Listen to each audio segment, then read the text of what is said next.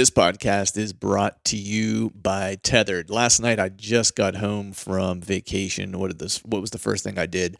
I headed to my little archery hole in my basement and broke out my Mana saddle and started kind of continuing to make the customizations that I've been working on in the off season. So if you've been following me, I modded some sticks in preparation for this year, looking to get more lightweight, a little bit more mobile, and reduce my overall bulk. And the last thing I really needed to do was come up with a configuration to be able to hold my sticks as I climb up. And so the super convenient MOLLE attachment system that the Tethered Mana saddle has made it really easy for me to attach some paracord, some 550 paracord to it, that I could kind of loop over my sticks and be able to climb with both sticks kind of attached to me, so I'm not pulling anything up in the tree.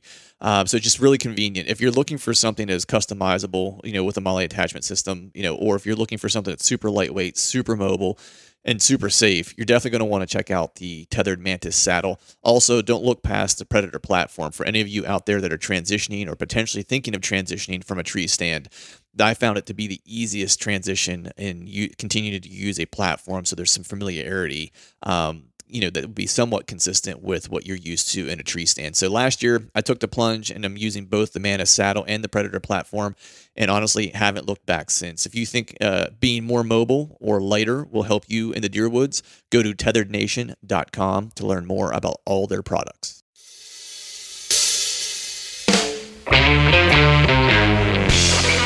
Hello and welcome to the Truth from the Stand Deer Hunting Podcast. I'm your host, Clint Campbell, and you're listening to episode number 129.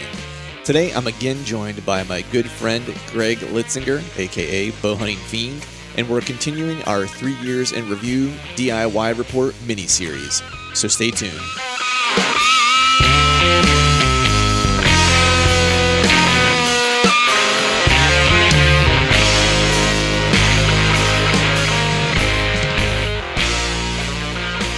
All right. What is going on, everyone? Happy Wednesday to you. Hope you're doing well out there in the whitetail world. I just got back from vacation. It's always a little bit bittersweet coming back from vacation. I'm a self-admitted homebody to a degree. I like being home. I like my house. I like my things. I like having my creature comforts, if you will. But there's also that moment where you realize that you're going back to work.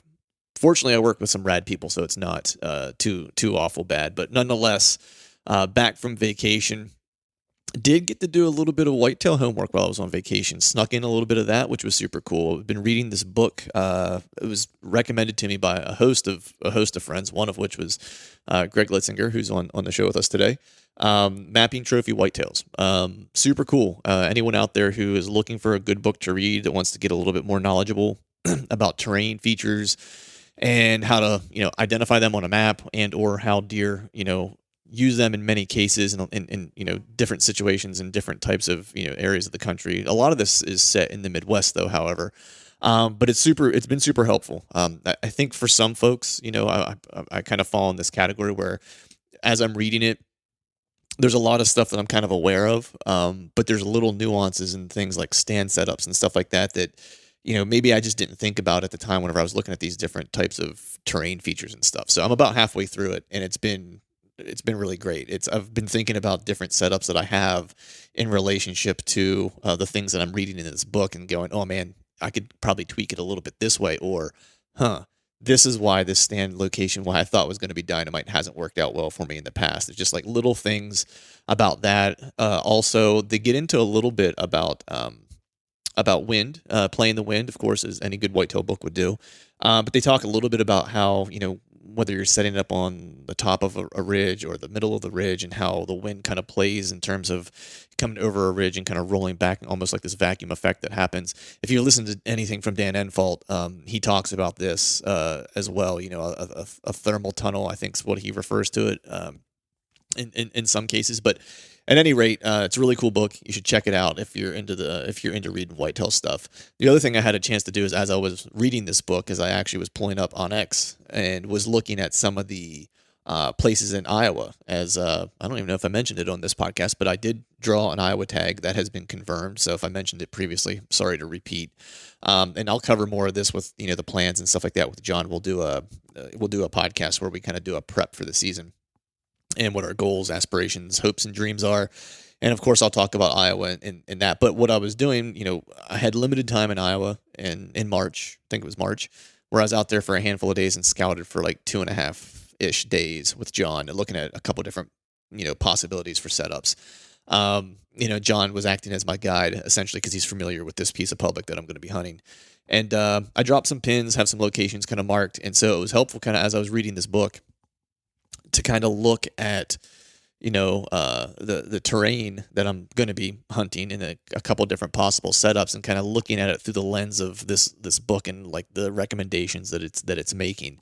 I think I figured out a few spots that I might have overlooked previously prior to reading this book. So that was good news, and hopefully it'll be helpful, whenever I get out to Iowa in November. But I'm not going to belabor this up front a whole lot because I haven't had a ton of opportunity to do a lot of whitetail stuff other than the stuff that I just mentioned since I was on vacation.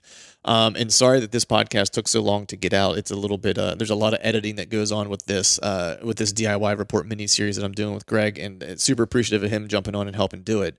But this is really the second installment of our 3 years in review. And if you missed the first one, I'd go back and check that one out. Cause what we're doing is we're basically taking some of the best tidbits and bites from each podcast, or from, a select number of podcasts Greg's kind of going through and finding stuff that really kind of intrigues him. And then we're taking, that 30-second to 2-minute soundbite from an old podcast. And then he and I are sitting and kind of dissecting it, talking about, situations that we had that were similar. If we, for example, if there's a strategy that's being talked about from one of our previous guests, we kind of talk about the strategy, how we've used it in the past, if it's worked for us, if it's not worked for us. If it's someone who lives in a different region than we live in, maybe they live in the Midwest. Greg and I are here on the East Coast. Does the strategy play out the same, or does the tactic play out the same, or do we have to kind of adjust it slightly to get it to work for us? So that's kind of what we do during the course of this DIY report mini series. Super glad that Greg is on to help us out. And what we're going to be talking about on this one is we're going to talk a little bit about sound concealment. And then we also have my buddy Jake Elinger on, because I did a couple podcasts with him too, actually. And we talk a little bit about different. I know in the first session that I did with Greg, we talked about bedding in general, and what we get into in this one specifically with Jake, or referring to what Jake had talked about, is some isolated bedding, isolated buck bedding, then isolated buck bedding off doe bedding, and then we also talk about tailwinding. So if these things sound like they're interesting to you, go ahead and listen on. And without further ado, let's get Greg on. All right, this next segment, we are talking to a friend of mine, Adam Lewis, and we were talking about cover sound, or sound in general, and specifically we got on the topic of cover sound. So we'll hear the clip, and then we will discuss. Through this process, I kind of came up with these different, what I call rules of sound concealment, and it's just, like you said, you have scent concealment. We've all used that before, cover scents, and we can do the same thing with sounds, with noise that is in the environment that we can use to cover noise we make. It's sound masking, right? Right.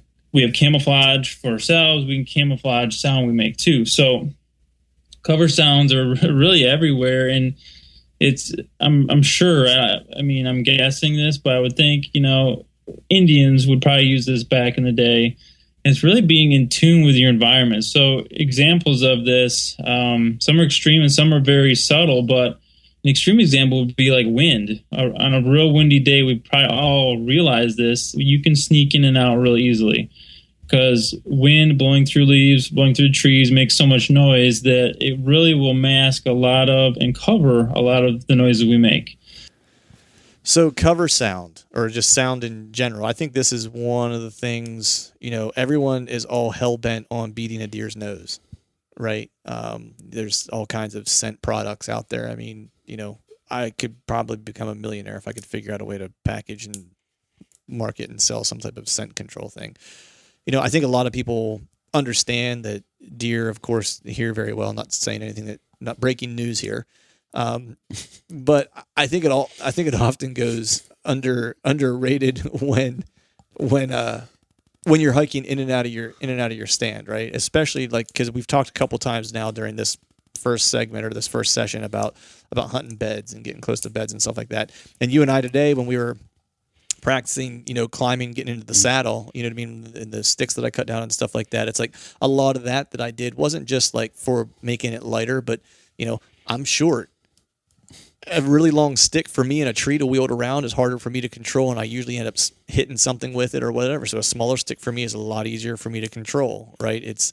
They're all taped up, and like I have a specific way that I'm going to carry them in because I can keep them quiet that specific way. And so, as much as we, I guess go into massive preparations for our scent control, I think a lot of times we kind of forget about sound, right? Yeah, and that goes back to, 30 years I've been doing hunting. Oh, that's depressing. It's a little depressing. I just got sad for you. Yeah. No wonder I need glasses.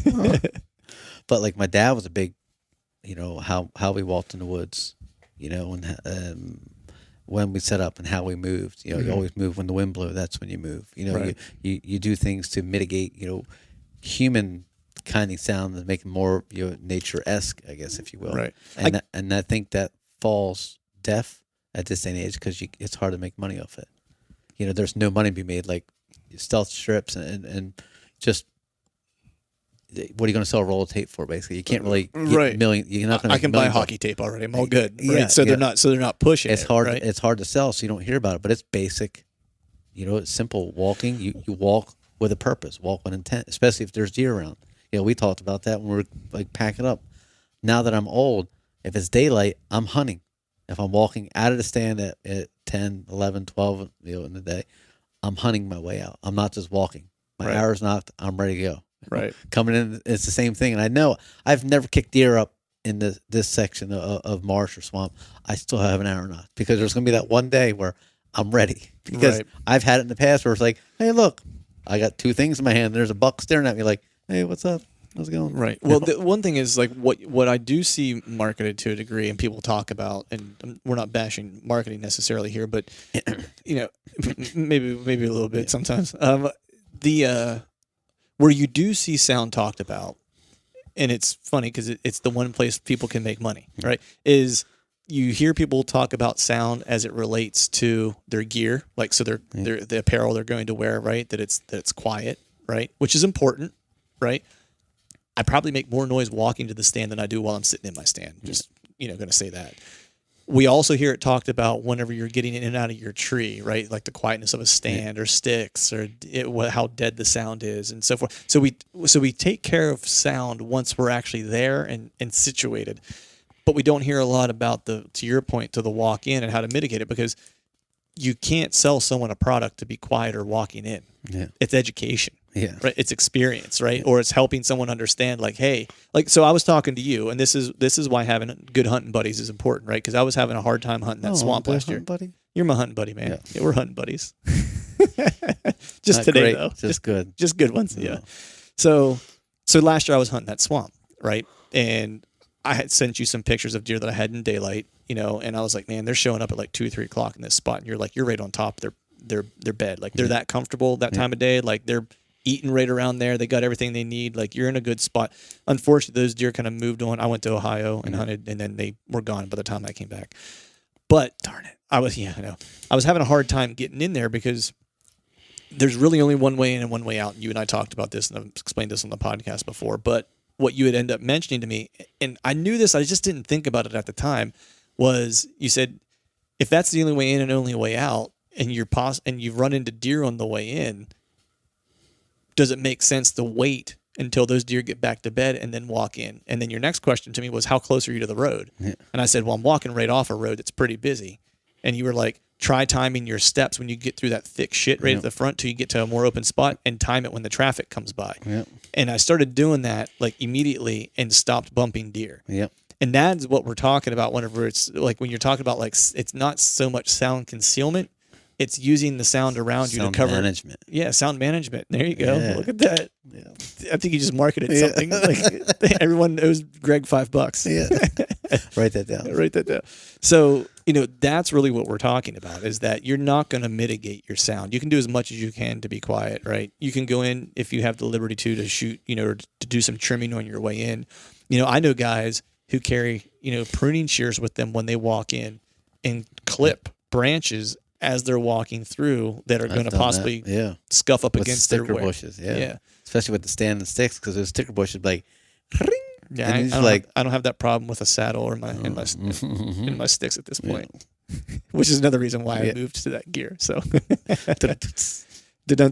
right, a little marketing there. But because I remember in high school reading an article about a guy who was bear hunting or moose hunting, and he's in this big open pasture, and whatever he was, he's spotting and stalking either moose or a bear, and it was a standstill. It's dead quiet, crunchy leaves, or crunchy grass. It couldn't do anything, and the animal's moving off. All of a sudden, the plane goes by. This big, low flying plane, and he capitalized on that, and he made his move, and he got within range because I think he was shooting a recurve, or back then, most people weren't, taking 40, 50-yard shots at the compounds that were made, and he closed the distance because he was in a flight path of an airport, I guess, and those animals, it's normal to them. It's like a road hunting near a road, whatever, every day. Yep. And he used that to his advantage, and boom, and got shot, and and killed the animal. And it's like that is just comes from wisdom, time, and a get lucky almost, Yeah. But I mean, that was the way I moved. That anytime I hunted that spot, that's how I moved. It even paid dividends, and I don't. This is why I couldn't believe I didn't think of it. But when we were in Montana on that elk hunt, when my buddy Scheimer and I got on that bull, the way we were able to break the distance and get him to come in, because he was not willing to come in but so close, because there was a herd bull that was nearby, and we were cow calling. He would come in, and then we'd move away because he was afraid he was going to get his ass kicked if he came too far, right? So what we ended up doing is we would call, and then he would bugle, and we were getting the cadence of his bugle. Yeah. You know what I mean? Like, we could tell his bugle would last so long, and then he would chuckle 3 times, and then he would be done, right? And so we would call, and he would bugle, so we knew we had so much time, and then we would run because he can't hear us while he's bugling. You know what I mean? And then we would run as hard as we could through the timber, counting, knowing that we have 15 seconds or whatever it was to a spot. And once we hit 15 seconds, we would stop and we would just listen. We would wait a little bit, and we would call again, and then we would do it all over again. And that was honestly how we got within probably 80 yards of him. And once we got within 80 yards, he was comfortable, and he came in the rest of the way, and we shot him at 26. So that was another way of using. It's a little different, right? Because it's not whitetails. We were using it's the same on anything. It's just using your surroundings. Yeah, and it's things that you like to hear more people talk about, but it's kind of basic, simple. It's I guess with anything, you can't really spin it. You can only spin it so many ways. Like we were talking about that earlier. You can only spin hunting so many ways, or tactics so many ways. Yeah. But basic, using whatever you have to your advantage. Yeah. If you hunt near, like I used to hunt up along the river, Delaware River, and the waves come crashing in, or tugboats and whatnot. Use that when you made your move. Right. Yeah, the buck I killed this year, super windy in the mountains. Deer were not moving. I got down, ended up killing my buck, up out of his bed. It was so windy and there's so much movement, I could actually kind of still hunt kind of faster than I would ever really still hunt. Right. But it was so windy, and there's, waist high brush is whipping back and forth. Well, that allowed me to cover, 5, 6, 800 yards relatively fast, and right up to where I thought deer might be, and there was that buck's, sleeping. Right. And even when he jumped up, it was so much chaos and stuff going around. He didn't know what jumped out of his bed. He knew something wasn't right. He jumped up, and he's looking all around, but there's leaves blowing, limbs falling, because it's like 40-mile-an-hour winds. I can't believe he didn't see me, because I'm like, I can't believe this guy's not running away. But he didn't. He knew something wasn't right, but he didn't know where it was. He's looking all around because all this chaos is going, Right. And I ended up shooting him, Yep. So Nice. use whatever you got to your advantage. Yeah. Moral of the story is take advantage of your natural surroundings to the best of your ability, and it's not necessarily always a product that needs to be bought. Yep. Yeah. All right, so we'll move on to the next segment. Sound marketing. All right, this next segment is with our buddy Jake Elinger. And what he's talking about in this segment when we had him on is, if you know anything about Jake, he's great at setting up habitat. He's kind of a habitat guru. We've been fortunate enough to have a few of those guys come on here over the course of the couple of years, the past 3 years. But what he's talking about specifically in this one is isolated bedding and specifically isolated bedding as it relates to him creating isolated bedding on his property in Michigan. So we'll hear from Jake, and then we'll talk about isolated bedding. It's hard to explain it unless you see it, but the reality is it's a combination of hinge cutting, and I use that term isolated bedding. And I know you were like, what does that mean, right? Right. And when it comes to doe family groups, be that 3 or 4 adult does and their 1 or 2 fawns. It could be a group of 5, 7, 8, 9 antlerless deer, and they're all related, so they all like to bed together. So those are larger, I call them community bedding areas, and you use a combination of the hinge cutting and notch and fall, the open canopy, create early successional growth, and provide all the cover and the browse for these doe family groups. And they like to be able to see each other and groom each other in the summer and fall, and everything's good. And so do the bucks during the summer. They're all pals, and they kiss each other and lick each other's face, and if you run any cameras or watch them, they're all pals. But now that they've gone hard antler, everything's changing really fast for these older, mature bucks. So they seek isolated areas where they don't have to deal with each other anymore. And so I spend a lot of time creating isolated areas that are just large enough for 1 or 2 deer to utilize, but with, extremely good cover leading to and from those locations.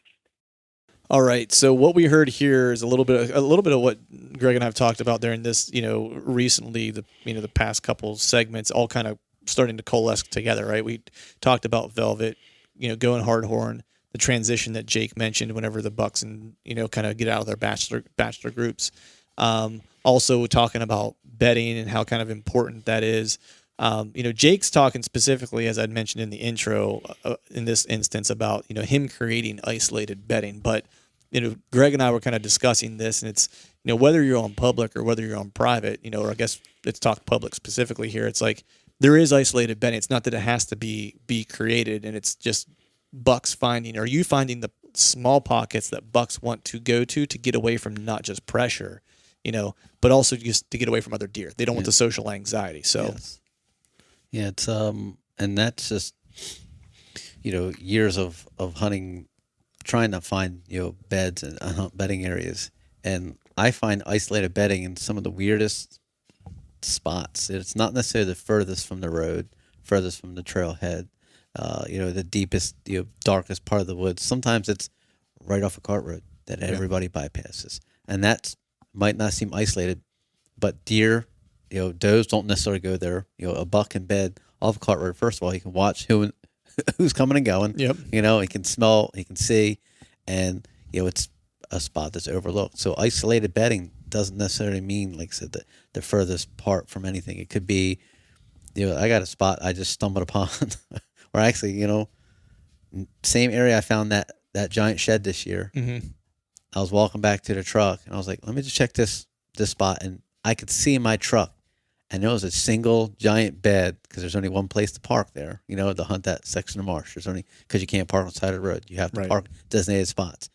This bed is watching that parking lot. Yep. And you would, how, why? I know why. Because he's there before daylight. Yep. And he's watching that parking lot. All right, nobody's here today? All right, I can go this way. All right, somebody's there? All right, I'll just wait till dark and go this way. Yeah. And it's like, it's so random. I wouldn't call it random, but it's so strategic. Isolated bedding, I guess, is very strategic. It's not just some random spot in the woods. Well, that's a good point, because I want to build on that for a second, because isolated bedding, if you're out there listening, you're probably painting a picture in your mind's eye of this area that a buck is bedding in that is just gnarly and almost impenetrable, right? Because when you think isolation, you think encompassed, right? Engulfed, right? Encompassed, yeah. Right, yeah. But that's not the case. Because to your point, it's so almost, well, similarly, so 2 examples. Similarly to what you're talking about, where that deer was bedded off the parking lot. The swamp that I hunted last year, we've talked about it a bunch of times, hard getting in, access sucked, right? Why? Because I jumped 2 bucks going in there, all bedded at the entrance of that swamp. Why? Because they knew it was the only way in and it was the only way out. And it was only 30 yards off someone's driveway. Yep. Literally in a brush pile off their driveway. Yep. I jumped him twice. out of there, right? Which is probably the big one, and unfortunately for me, right? Because if I were the big one, because if you think about it like a deer, right, and you say, if I don't want to get killed in here, where would I bed? I would bed bed right where he was bedded, all day. You know what I mean? And that's that suburban, almost like a suburban mentality to deer. You know, like Rick Double Lunger. Yep. He has the same. These deer will just bed, but they know they're safe just off someone's fence line, or like I said, a random brush pile or a tree that fell down. But they can see the backyard, or if danger a hunter might come from, they can see it and slip out the back door, or just let them walk on by. Yep. The second odd place was I was literally got through the swamp, or through the beginning of the swamp where it opens up. It's still swamp, but it kind of opens up into a hardwood. And there's not shit in there really for browse like this time of year. And you would think that he's covered up, right? That he's somewhere hidden. He was literally laying out in the middle of the open. Kept sunning himself like a dog. Well, right? But also, like, I was thinking, I was like, why the hell was that deer just bedding out in the middle of nowhere? I was like, it was literally just like he was bedding in the middle of this open timber. I was like, because he can see everywhere. I was like, there, and it's just, I mean, it's all blow down in there and shit. So it's so loud walking in there. Anything that moves through there makes some type of noise, right? And that was why he was there. And the noise factor, I found deer bedding in random open spots where they can see, because the noise cuts down what they can hear. Right. So they'll use other senses, their nose plus their eyes. That makes sense. Sometimes they can't cover all three things. So the 2 out of 3 is better than 1 out of 3. Right. So if it's near an airport or near a road, well, noise is so they're going to bed in spots where they can see and use the scent to their best advantage. Mm-hmm. Yeah. So I think the other thing to mention too is, I think the one thing that's overlooked when bucks transition, because everyone's like, bucks transition, when they go hardhorn or testosterone spikes, they want to get away from other bucks. They want to start, putting forth their dominance of the area or whatever, which, yes, all this stuff is true. But the other thing that they're avoiding is the social pressure of like fawns and does running around, doe family groups, the chasing and stuff that goes on the plane at the fawn. Like, bucks don't want to deal with that, right? It's like they're not into that game. So whatever they can do to get as far away from that as possible. So if you're hunting private ground, or you own a farm, or you're hunting a farm, I'm not going to say, because I've heard Dan Enfalt talk about finding a buck bed right off the edge of off of a field because it was a place no one was ever going, right? But I, more often than not, at least in my experiences, like, they weren't bedding there typically. It was always several hundred yards away from wherever the first doe group bedding was. Mm-hmm. The bucks were another 200 to 300 yards beyond that somewhere, right? And so for us, that was on top of the mountain where I found the buck bed the one time. There was one instance where they were bedding on this cliff edge along a field, and there was only one way in and one way out, and there was a cliff, so nothing could come from the back side of them. They could only come in from the front, which would have been the north or the east or the west. There was nothing coming from their south. Or from their 6, if we're talking military terms. Yes. I'm on your 6. Get off my 6, dude. Why are you behind me? But yeah, so I think isolated bedding isn't just, bucks transitioning, turning hardhorn, testosterone spiking. It's for a bunch of different reasons, and it's not necessarily always in the classic spots you would think of in terms of bedding. They'll bed in some weird-ass places, and that can also be considered isolated bedding, so long as they're isolating themselves from the bullshit that's going on that they don't want to be part of.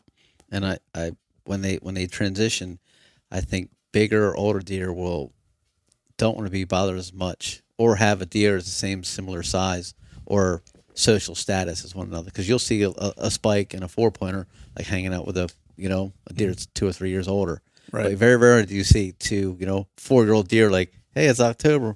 What's up, Paul? Nothing much, Bob. Let's go hang out. Right. It's not really happening. Yeah. Deer will separate within, I guess, the social hierarchy. Like, little guys can hang around. Like, I had a quick story instance this year. That big swamp buck came in on me. It was a big, gnarly old, could barely walk, and he had a nice wide, like, nice 7-pointer. Mm-hmm. Well, the big guy came in, cut my tracks, knew something wasn't right, and, I didn't have a doe. I didn't have a buck tag because I didn't shoot a doe. So I had to watch this deer 15 yards for like a half hour, eat acorns. And I'm like, dude, you're killing me. Just leave. Please leave. Right. And he goes off. He knew something wasn't right, but he's still eating, because he caught wind or something wasn't right. That sixth sense that they got. Well, the 7-pointer's eating all around, and they go feed off. All of a sudden, that 7-pointer is coming right back.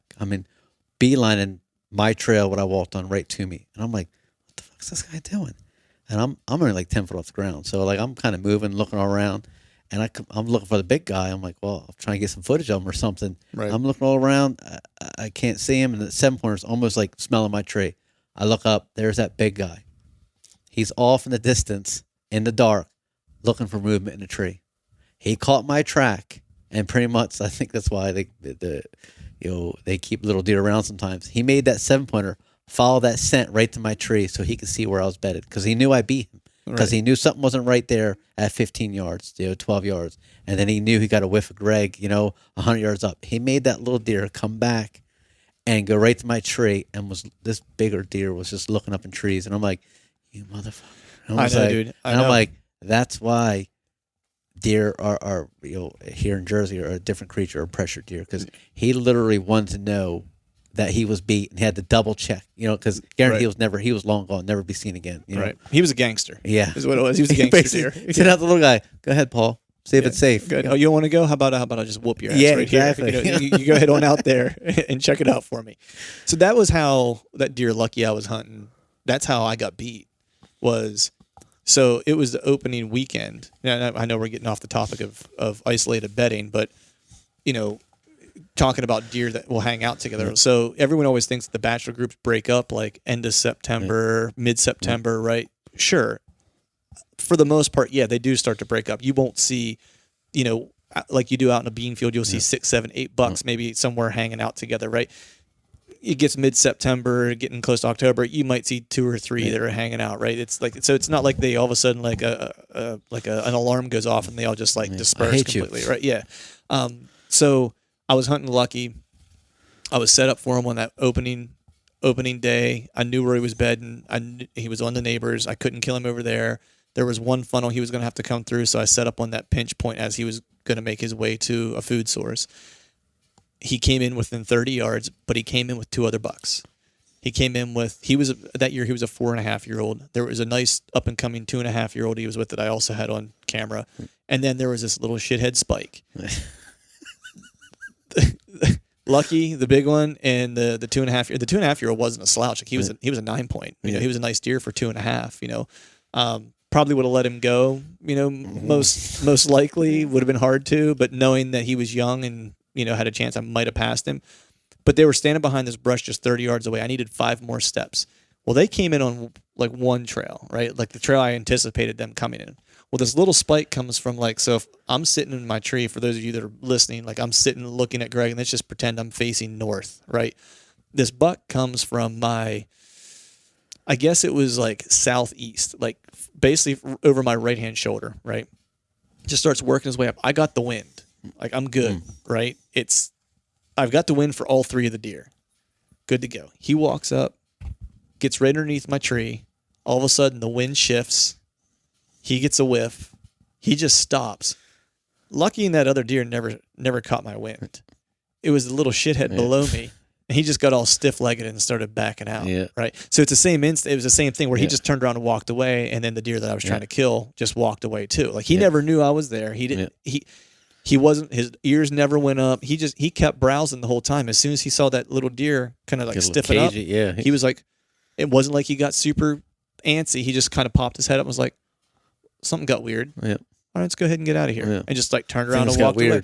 Yeah. And it's like, and so I think you're right, man. It's like, I think that they, it's almost like an apprentice. You got the big guy and there's the apprentice. Yeah. It's like they'll keep a lackey around and be like, hey man, why don't you go catch that? Why don't you go catch that arrow for me? So, but that is, I guess Greg and I's conversation on isolated bedding. Yes. So I think the takeaway is that it doesn't happen where you always think it is. Isolated is the very little pressure, and sometimes isolated means they can check entrance and exit routes. And simple. Keep it simple, stupid. It's not necessarily you don't need to travel the furthest. You got to travel. What's best for the deer, like that's strategic. Yep, exactly. How's that deer going to live the longest on said property? Right. Yep, and that's where the isolated bedding will probably be. Yep. Awesome. All right, this next segment is still with our buddy Jake Elinger, and he references isolated buck bedding here again, but more specifically in reference to how he uses doe bedding with that isolated buck bedding to set up some ambush opportunities. And this is really probably more, rut specific. So we'll hear the take and then we'll discuss it. I don't go in and hunt those individual bedding areas very often.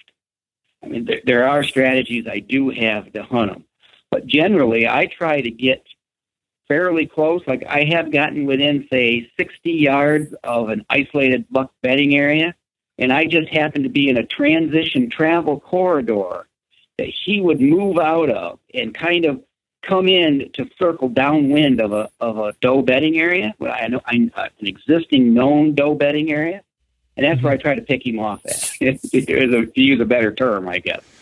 All right, so we've talked about isolated bedding.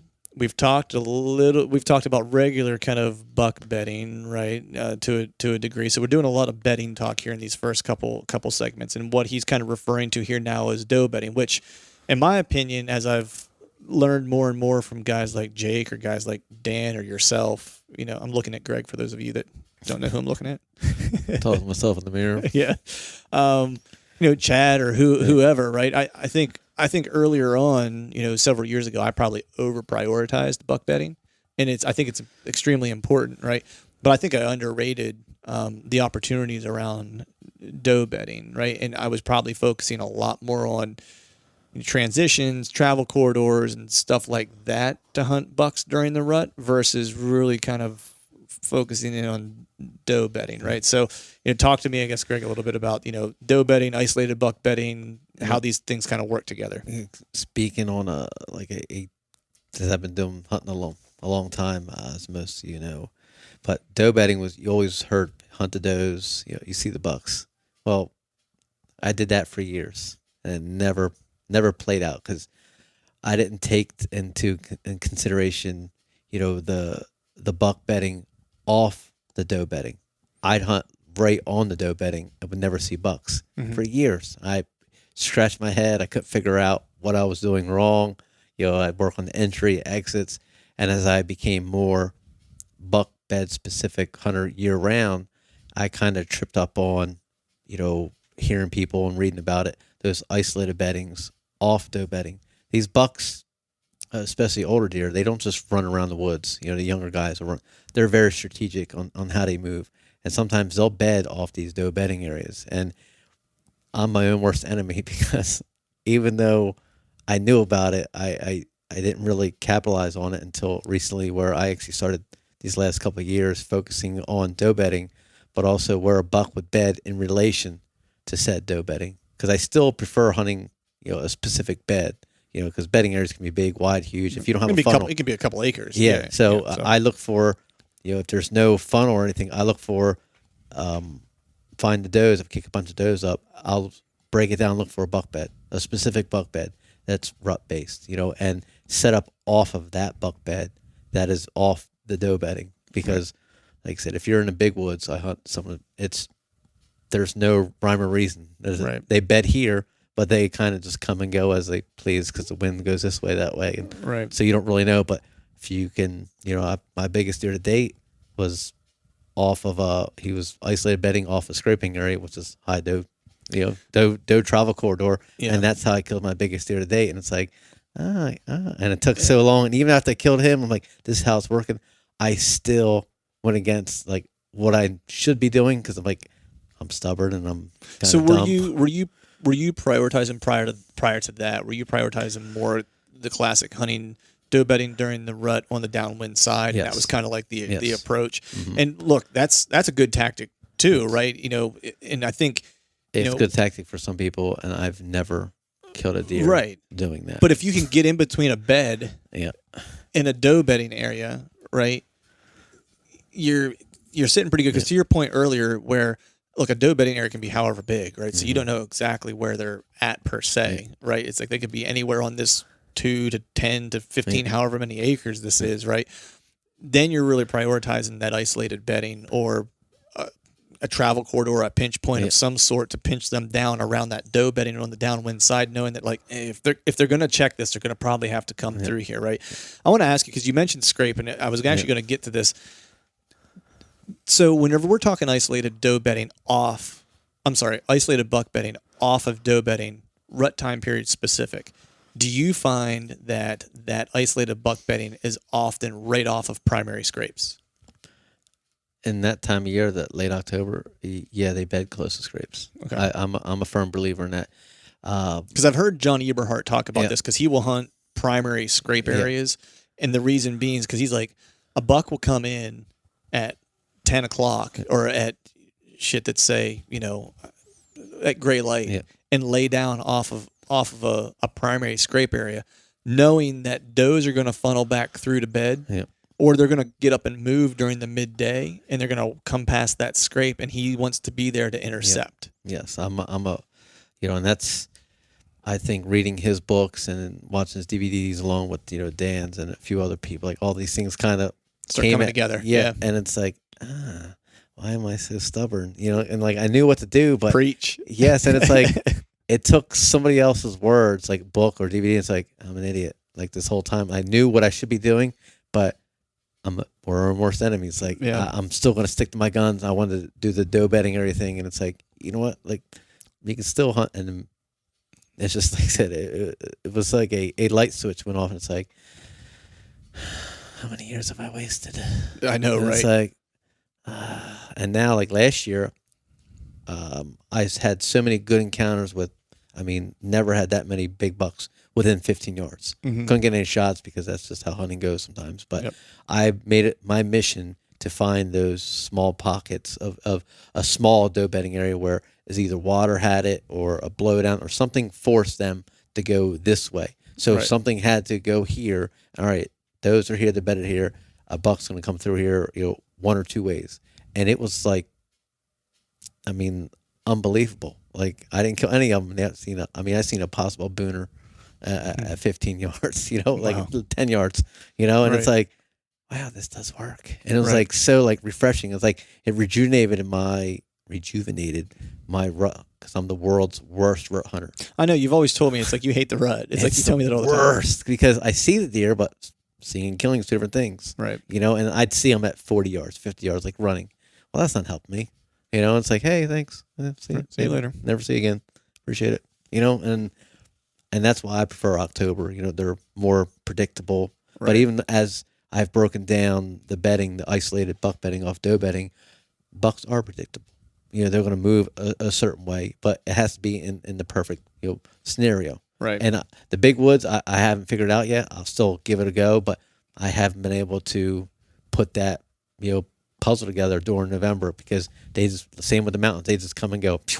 Yeah, I mean, it's Chad and I've talked about that, and I know he specifically has talked about it with Jeff Sturgis because there's a place in Ohio that's the big wood setting that we've hunted. Jeff's hunted there. I've hunted there with Chad, and we've talked about the idea of like long lines of movement, like and how that it impacts just the overall movement of the deer during the rut and stuff like that. And it's really hard to get a beat on them because especially in that particular area, like they could be bedding anywhere there. You know what I mean? It's like I think I found, or Chad and I together found one bed the one time I went to scout with him. I know he knows where there's others because he's hunted that piece, and has scouted it more thoroughly than I Kept have. that for himself. What's that? Yeah, he kept that part for himself. Exactly.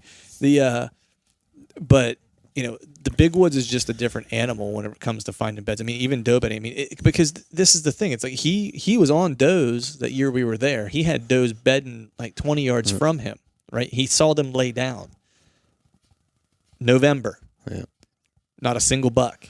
Right here, this guy. In like 3 days. Yeah, you know what I mean? Like right he here. sat on bedded does for 3 days, like where all 3 days he watched them walk in 20 yards away, lay down, and not a single buck come by to check it. The You know what I mean? Deer density's low, and the fact that there's other hot does, easier location, and that's what going back to what you were saying earlier about the time stamping. Like Chad had this ridge was hot, November 2nd and 4th. This one was 7th, and this buck's just going through the motion, be like a finger. Go check here, all right, check here, and that's all 1 or 2 days. Nothing here, hang around for a little bit. Nope, go over here, and then bigwood settings. They don't really move much. There's water, there's little creeks. They can kind of go up and down a finger ridge. A buck will wait, hold out, nothing there. All right, go up here, nothing, go up here. So they're moving, but they might not be moving much. Right. And if you're on the wrong ridge, like we've both hunt mountains in the rut, and if you're on the wrong ridge, You're screwed. This is the worst. Yep. 10 hours of your life, like, someone just kill me. It's like I'm just looking for proof of life at that point. Like it's like, and you got 2 or 3 days out, you're like, please just kill me right now. Just Yeah. kill me because I can't do this. Yeah. So all right, so that's isolated buck bedding, off doe bedding, and doe bedding in general. Yes. So we'll jump to the next segment. See. All right, so we're Jake Elinger. One more segment with him. Learn. This one we're talking about Learning. learned. Talking about tailwinding and talking about the different ways deer will travel with the wind and the popular knowledge of being that deer always are traveling, with the wind in their favor, which this kind of flies in the face of that. And then we'll talk about some of the things that we've seen and experienced. Yeah. Where actually the wind would be, say, to this deer's back. Instead of that deer trying to angle with its nose into the wind, or angling into the wind, because they never go perfectly straight into it, hey, they got places to travel. But Right. but sometimes they'll do, that most of the time they want to get out of their bedding area, their security area, and move nose into the wind of some level. But I have seen them do the opposite, and that is tailwinding, and that's when they're in a very secure area they feel very comfortable with. They never run into people there, All right, so that was Jake talking about tailwinding, as I mentioned on the upfront. And, popular belief, I think, for a lot of folks so I think the wind is probably one of the hardest things to figure out, right? Just hunting the wind in general, right? Because deer smell and use the wind like we see, right? It's almost like they smell in 3D, if that makes sense. Nice. You like Yeah, that? I like it's that. coined that one too. Yeah, we should have Write that shirts. down. Yeah, smell of 3D. Smell the 3D. And I think whenever people first start using the wind, and I was guilty of this, right? So I think as you evolve as a hunter, it's like the wind starts to become an important piece when you want to start hunting good deer, right? And you want to try to have more consistency, and at least more consistent encounters. And so the popular belief is, I think early on and for everybody, is that, the deer is going to travel with the wind, right?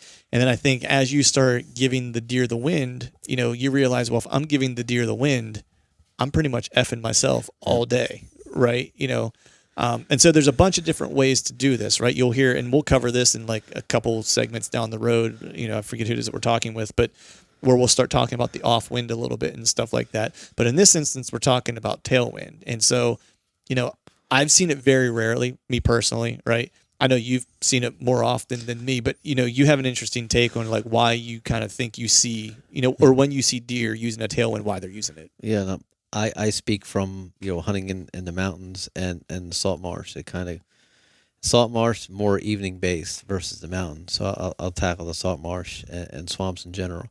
More time in the evening. If I see a mature buck and the wind's perfect for me, and I see him for some strange reason come up out of his bed, and the wind's not, he's not doing the crosswind, but it's actually more of a tailwind, and he's just walking along this route, no care in the world. And this deer, 3 years old, 4 years old, and, smart deers, yeah, right, yeah, and you're like, what the fuck's this deer doing? And for years, I always thought because he's either in a rush or he wants to get somewhere or someone bumped him out. But as I've evolved as a hunter, that's his safe zone. If he's going to walk tailwind, at any point in time on any property, that's a spot like we talked about before. Going back and you need to investigate because that's his safe zone. Mm-hmm. If he's going to walk an area with the wind at his back, he's done that hundreds of times. I've never had an encounter of a human being. Has never had a negative experience there. So most likely, or very few, if Yep. any, and they weren't. And they weren't disastrous negative experiences. Or he uses that tailwind to get I want to access this field or this bedding area, but I need to get the thermals in my favor. They'll tailwind from time to time they'll maybe interesting 30 yards, whatever, or they'll to start to work the thermal. Yeah, or work a different angle into said field or whatever.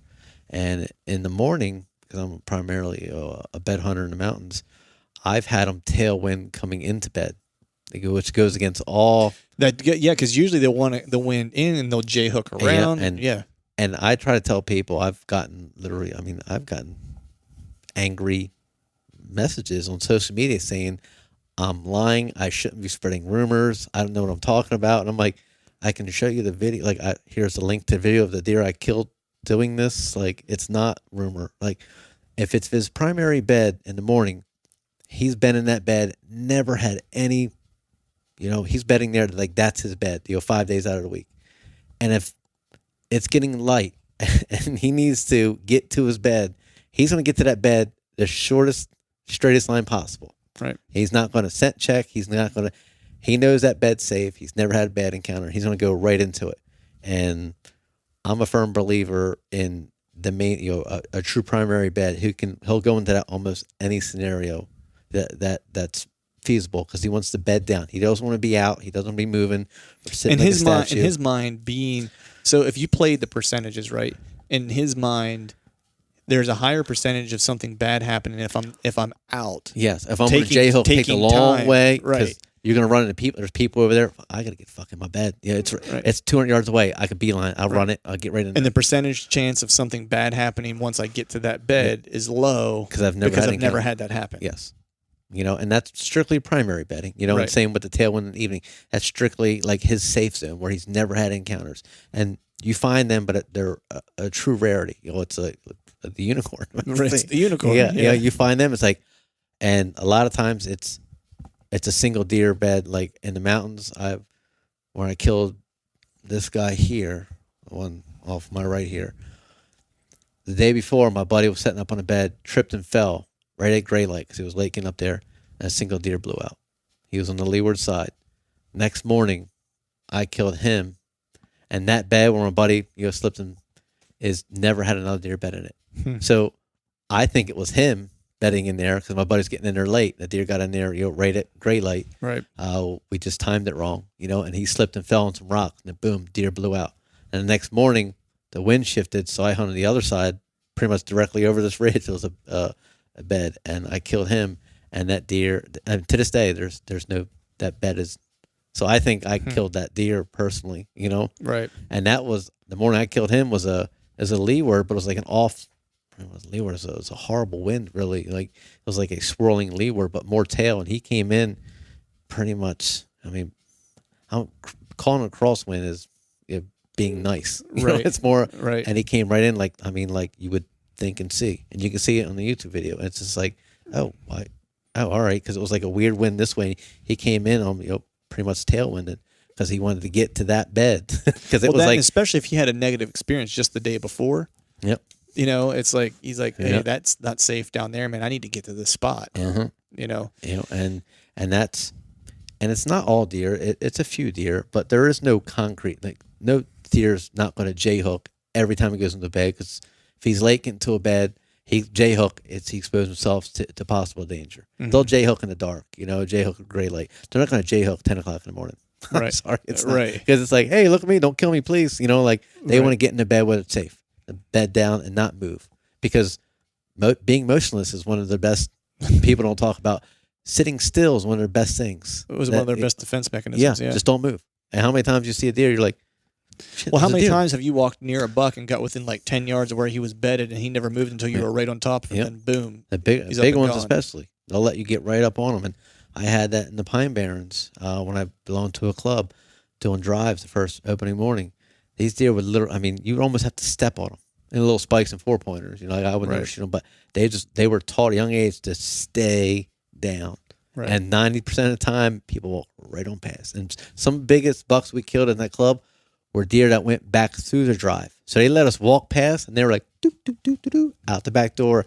We'd always station people up. And that 90% of our bigger bucks were killed. They let us walk past and go back. Right. Now, do you think tailwinding occurs more predominantly in any particular part of the season? Like, I guess. Probably early season. I would think because it's less pressure and they've been going bedding the food. I think so. That route's been safe for the past 9. Yeah, 6 I think months, late season. I've never seen a late season. It's just right. Yeah, it's the end of the season. They are on high alert, all the time. Right. Maybe in the rut because they know they've made that route. Like instead of tailwinding, they might even be tailwinding for only 50 yards to get to that down. Right. It's not like they're walking 3 miles with a tailwind. Right. Yeah. I think when people think of tailwinding, it's like, oh, that deer travels only with a tailwind. Yeah. It's like, I don't think a deer ever travels specifically with a type of wind predominantly, like all the time. Yes. I think that they use whatever wind it is that's best for them to get to where they need to go to. Yeah. And wind shifts all the time. If he gets into this bed and it's a northwest wind, all of a sudden, an hour later, it's southeast. the fuck? You know, What's he going to do? Turn around and go find another bed? Yeah, you know what I mean. 10 o'clock in the morning. No, he's going to sit there all day and not move. You know, change his position where he can smell or see where danger's going to come from. Right. You know, and then he might have to tailwind out of bed.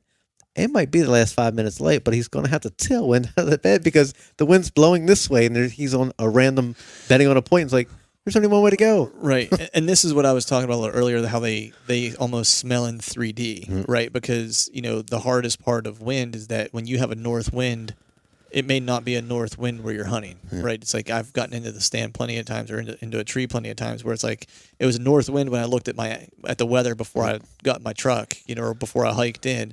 And when I got into my tree, it was a southwest wind, right? And so, I mean, Dan Enfeld has done like volumes on like how wind changes and eddies around, around ridges, around tree lines, around open spots in the timber, and like, backdrafts of wind and stuff. There's all this stuff that's going, like, it's happening to you. It's also happening to the deer. Yes. So as unpredictable as it is for you, it's a little bit more predictable for them because they smell differently than we see the wind, right? Because we're dropping milkweed, watching what the wind's doing. They're literally smelling how that's happening. You know what I mean? So, and also they're deer, and they're there every day. They live that every day. Like we're part time. Even the most full time hunter, still a part time hunter. Still a part time job. Yeah, it's like those deer born in that. They're going to die in it. It's normal to them. It's not like the wind shifts. A buck don't go, oh my God, the wind shift. We're all going to die and run around screaming. He just adjusts. All right, what's the best way to adjust? Don't fucking move. Right. Get in the bed and stay still. Yes. And, dark will come and I'm somewhat safe and I'll go about my merry way. Right. Exactly. Awesome. So that's tailwinding. On to the next. All right, folks, that is a wrap for today's show. I'd like to thank Greg for helping me put this series together, and there will be a few more coming out over the course of the year. Also, I'd like to thank all of you out there for listening, and if you haven't yet, please head over to iTunes and leave us a 5-star rating, and be sure to subscribe to the podcast. I'd be super appreciative if you'd be able to do those two things for me. And before we shut this thing down, I need to give a big shout out to our partners who continue to help us make this podcast possible. Tethered, Exodus Outdoor Gear, Skull Brew Coffee Company, Obsession Bows, Ramcat Broadheads, Trophy Taker Rests, and Dead Downwind. And until next time, we'll see y'all. November's on my heels, makes me proud, makes me steal.